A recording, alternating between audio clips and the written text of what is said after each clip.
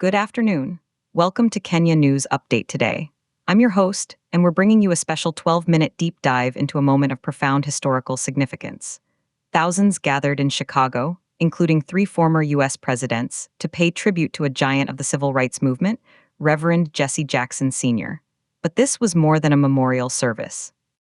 It was a political statement, a historical reckoning, and a reflection on a legacy that stretches from the picket lines of the 1960s to the boardrooms of today. We begin with the scene at the Rainbow Push Coalition headquarters on Chicago's South Side. On Friday, March 6, 2026, the world watched as a who's who of American political and cultural life converged. The numbers tell part of the story. Over 5,000 people packed the sanctuary and overflow areas. More than 120 clergy members from across denominations were in attendance. Security personnel numbered in the hundreds, a testament to the dignitaries present. And the guest list? It read like a modern history of American power and progress. Former Presidents Barack Obama, Bill Clinton, and Joe Biden. Former Vice President Kamala Harris. Reverend Al Sharpton. Leaders from the NAACP and the Urban League. And figures from the worlds of sports and entertainment, including NBA Hall of Famer Isaiah Thomas. But one name was conspicuously, and many argue, tellingly, absent, that of the current president, Donald Trump. The service, billed as a celebration of hope, was the final public tribute for Jackson, who passed away on February 17th at the age of 86. His life spanned the arc of the modern civil rights struggle. He was there with Dr. Martin Luther King Jr. in Memphis in 1968. He ran for president twice, in 1984 and 1988, campaigns that fundamentally reshaped the Democratic Party.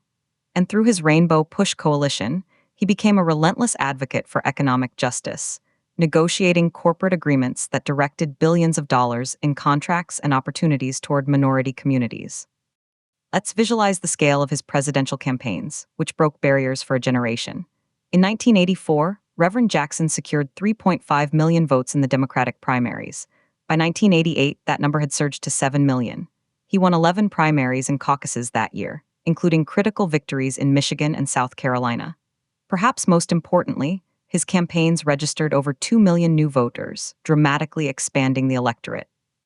His 1988 campaign also raised over $25 million, a staggering sum for a black candidate at the time, proving the viability of such a candidacy on a national stage. The political impact of those runs was the central theme echoed by the former presidents who spoke. Barack Obama, introduced as the South Side's own, received a thunderous, minutes-long standing ovation. In his remarks, he made the direct lineage clear. He stated, and I quote, "Rev. Jackson's presidential campaigns, his run for the White House in 1984 and 1988, helped pave the way for the success of others who would follow, myself included." This wasn't just a polite acknowledgement. It was a historical claim. Obama argued that Jackson's campaigns did the hard, foundational work of convincing the American political establishment, and crucially, the American electorate, that a black man could be a serious, credible contender for the nation's highest office. Jackson's strategy was multifaceted. He built a rainbow coalition, an alliance of people of color, progressive whites, and the working poor. He forced issues like apartheid in South Africa, fair trade, and universal health care into the national debate. And he demonstrated a unique ability to mobilize voters in urban centers and rural communities alike. Bill Clinton, who often credited Jackson with pushing the Democratic Party to be more inclusive, spoke of Jackson's moral clarity. He recalled Jackson's famous phrase, "I am somebody," and how it empowered millions. Clinton said, "He made people who felt invisible believe they were seen, and people who felt powerless believed they had a voice." Joe Biden focused on Jackson's personal mentorship and his unwavering commitment to economic dignity. He spoke of Jackson's work on picket lines, fighting for workers' rights, and his later work in corporate boardrooms, holding CEOs accountable. Biden remarked, "Jesse understood that political freedom meant little without economic freedom. He fought for a seat at the lunch counter, and then he fought for a seat in the boardroom." The economic legacy is where Jackson's impact becomes quantifiable in a different way. Through Operation Push and later the Rainbow Push Coalition, Jackson negotiated what he called covenants with major corporations. Let's look at the tangible outcomes of that economic advocacy. In the 1990s alone, Jackson's negotiations with the automotive industry led to over $3 billion in new contracts for minority-owned suppliers.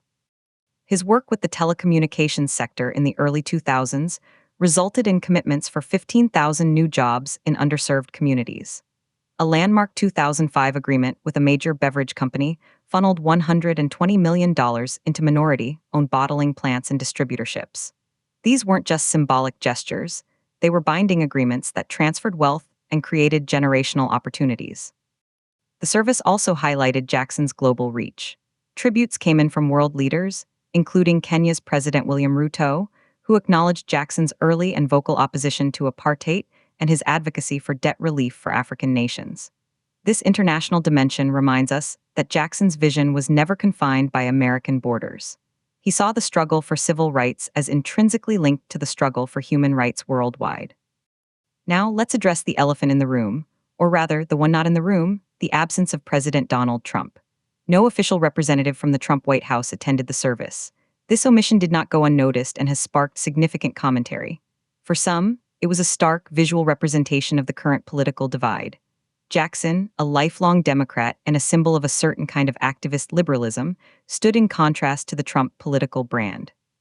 For others, it was seen as a breach of presidential decorum, a failure to honor a figure of monumental historical importance, regardless of political affiliation. Political analysts we've spoken to suggest this absence speaks volumes about the current state of American political tribalism. In previous eras, it would have been unthinkable for a sitting president to skip the funeral of a major civil rights leader. President George W. Bush attended Coretta Scott King's service. President Obama eulogized Republican Senator John McCain. But in the hyper-polarized climate of 2026, such gestures of bipartisan respect appear to be vanishing. The Trump administration has not commented on the reason for the absence, but allies point to Jackson's fierce criticism of Trump during his presidency and his alignment with Democratic causes. This leads us to a critical debate. What is the enduring legacy of Jesse Jackson in today's political and social landscape?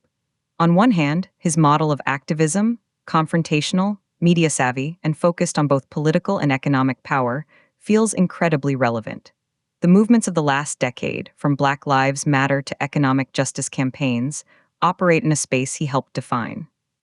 His success in moving corporate behavior through public pressure is a playbook still used by activists today.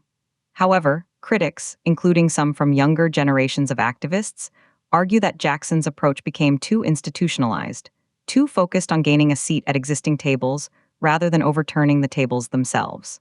They point to his sometimes controversial relationships with corporate leaders and his adherence to the two-party system as limitations.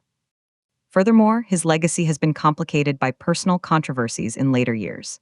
Yet, the sheer breadth of the coalition that gathered to mourn him suggests his foundational role is undeniable. The service itself was a powerful piece of political theater. The sight of three former Democratic presidents, two of whom were directly enabled by Jackson's work, sharing a stage to honor him, sent a message of continuity and legacy for the Democratic Party. For viewers, especially younger ones, it was a living history lesson. It connected the dots from the marches in Selma to the election of Barack Obama in 2008 and the presidency of Kamala Harris, who also delivered poignant remarks. Harris spoke of Jackson as a North Star and credited him with inspiring her own career in public service. She said, "When you see someone who looks like you doing what you dream of, it changes what you believe is possible." Reverend Jackson changed what was possible for millions of us. As we assess the totality of his 86 years, several key metrics of his life's work stand out.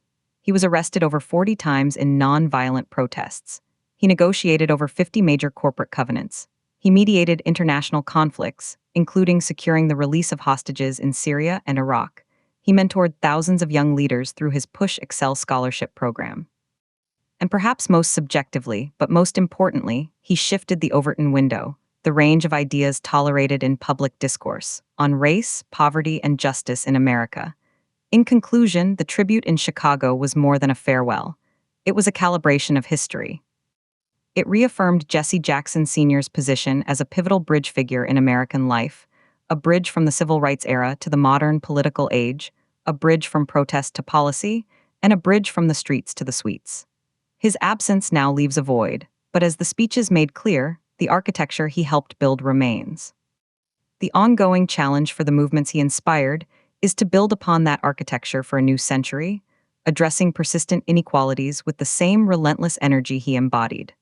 The final image from the service was of his casket, draped in a banner that read "Hope and Keep Hope Alive." his lifelong mantra. In a politically fractured nation, that message and the complex, monumental legacy of the man who preached it will be debated, analyzed, and, as we saw from the thousands who gathered, deeply revered for generations to come. For Kenya News Update today, this has been a special deep dive analysis. Subscribe to Kenya News Update today for more in depth reporting.